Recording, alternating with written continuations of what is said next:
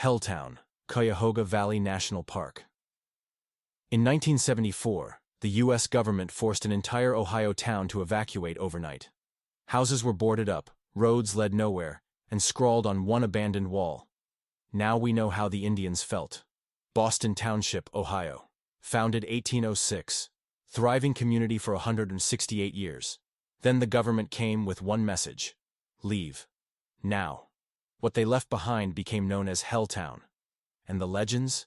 They're darker than you think. In 1974, the National Park Service gained authority to buy land for what would become Cuyahoga Valley National Park.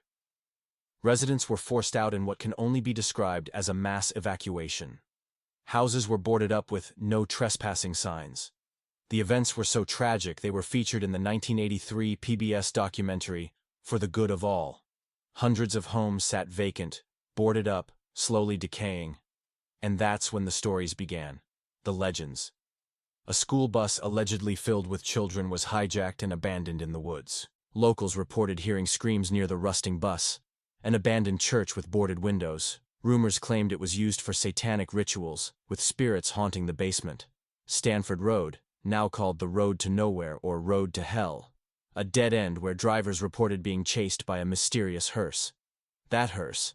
Just park rangers encouraging thrill-seekers to leave after dark. The truth.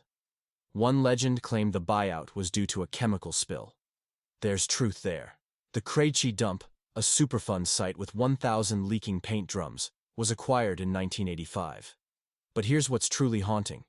Deep Lock Quarry and the Canal Towpath are said to be haunted by workers killed in the quarry and along the railroad. Lock 31, called Lonesome Lock, where boat captains report seeing a headless ghost walking the trail. The reality. Most legends are debunked urban myths. The school bus belonged to a local family and has been removed. No evidence of satanic activity exists, but ghost hunter Jim Willis, who investigated, says there is an odd feeling throughout the area. A sadness thinking of how residents were forced to leave their homes, friends, and families. The Cuyahoga River was so contaminated it caught fire in the 1970s, poisoning the land and people. That's the real horror. Helltown exists in Cuyahoga Valley National Park. The buildings are mostly gone, but the memory remains. If you enjoyed this video, drop a like. Have you been to Helltown? Share your experience in the comments below. And don't forget to subscribe for more America content.